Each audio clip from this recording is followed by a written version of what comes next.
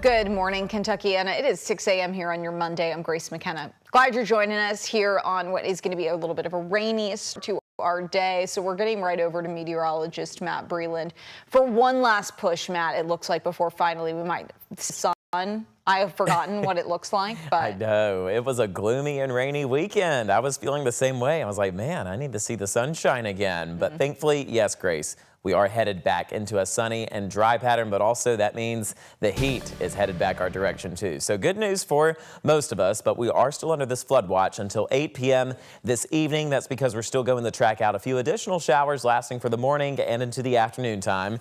You'll notice in southern Indiana, that's where we still have that flood watch in place, along with some of our eastern counties as we continue to see the chances for rain showers arrive.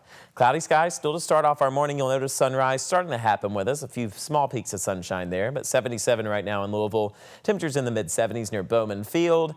For the rest of us across Kentuckiana, you'll notice 74 in Bedford, 75 Seymour, 74 as well for you guys near Lebanon.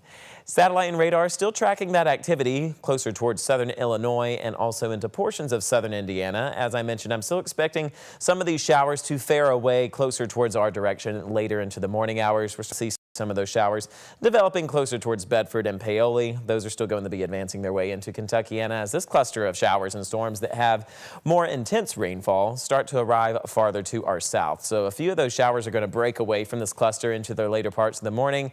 So a few of you will wake up to some rain showers, likely closer towards our western counties near Hardinsburg and Litchfield.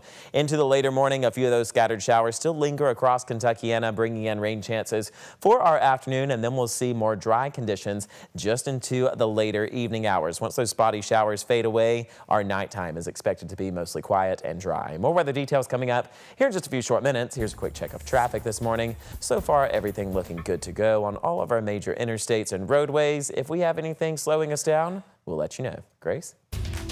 all right, Matt, thank you so much. Our top story here on GMK. After months of delay, former LMPD detective Brett Hankesen is set to be sentenced in federal court today. Hankesen was found guilty last year of violating Breonna Taylor's civil rights during LMPD's botched raid of her apartment in 2020. Gabe Gonzalez is in the studio with the details about what we can expect during this hearing today. Gabe. Hey, good morning, Grace. Today's sentencing was postponed for months while the court waited for the Department of Justice's sentencing recommendation. Then last week, the DOJ recommended no jail time for Hankesen. Instead, 3 years supervised probation. That was met with public outcry, with community members saying the recommendation is a slap in the face. Hankesen was convicted last year for firing blindly into Breonna Taylor's apartment during the deadly 2020 raid. Although none of his bullets hit anyone, prosecutors argued his actions showed a reckless disregard for human life. Mayor Craig Greenberg and Governor Ann Scheer released statements saying Hankesen should face serious jail time. His first federal trial in 2023 ended in a hung jury and a mistrial. Hankesen was acquitted of his state wanton endangerment charges back in 2022. Hankesen could have faced up to life in prison. The DOJ based its recommendations on Hankesen's lack of a criminal record, emotional distress, and PTSD from media coverage of his trial. Grace. Gabe, thank you. Happening today, the man charged in the murder of LaTosha White is expected in court. 44-year-old Jamie Shelby was arrested last Tuesday in connection to the murder of the woman you're seeing on your screen. Again, her name is LaTosha White. Police allege Shelby killed White, who he had some sort of domestic relationship with. White had been missing for days before she was eventually found dead. The case came into the public eye when family members held a news conference demanding LMPD give them answers about the department's response to her missing persons report. Shelby was arrested last Tuesday in Jeffersonville, Indiana, and now faces several charges, including domestic violence murder, robbery, and possession of a handgun by a prohibited person. LMPD says the investigation is ongoing. Shelby is set to be arraigned today at 1 p.m. We've learned the name of a teenager shot and killed Saturday in the Chickasaw neighborhood. The coroner identified the victim as 16-year-old Arian Carr.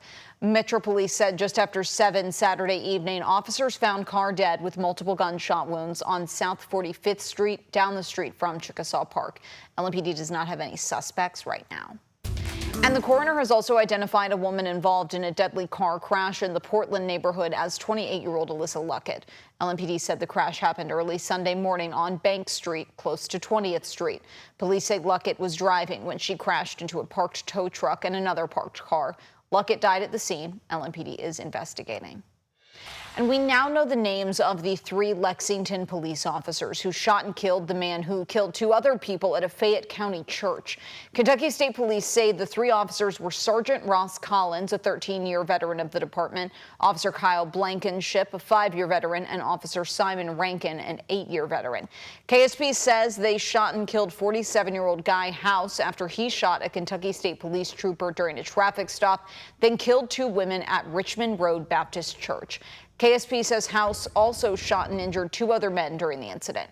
All 3 officers are on administrative leave per Lexington police policy. Well, summer storms have been dumping rainwater all over Kentuckiana, even triggering flash flooding warnings around the region. Utica, Indiana was hit hard by previous storms in February and April, and now people living there are raising concerns about what another flood event could do.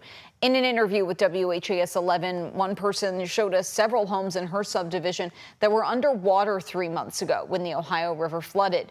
We're told last week's flash flood warnings alarmed some people because of what they saw as a lack of federal response last time. Utica Town Council President Steve Long says nearly 30 homes are vacant because they don't have permits to rebuild after sustaining severe damage in April storms. If the house had over 50% damage, it could be totaled out. And what do? I mean, you put money into something, they get it taken away from you. You're just throwing good money away from bad. Long says those folks don't have access to federal FEMA funding because a federal state of emergency wasn't declared for the April floods, just a state level one. State officials are touring Utica later this month to assess the previous damage. Long hopes that'll be the start of getting help to families. A new community garden is coming to Perry Elementary School. Heaven Hill interns spent Friday building it for the school's new after-school STEM program. One intern says he likes Heaven Hill's commitment to being a good neighbor. We're having our interns film videos that can teach the students how to do gardening themselves, and they can take those skills, take them home and utilize them. We're very aware that this neighborhood has food insecurity, and we want to make sure that we're fighting that and we're helping people in this community have good, healthy food. Both Perry Elementary and Heaven Hill's Bernheim Distillery are in West Louisville's California neighborhood.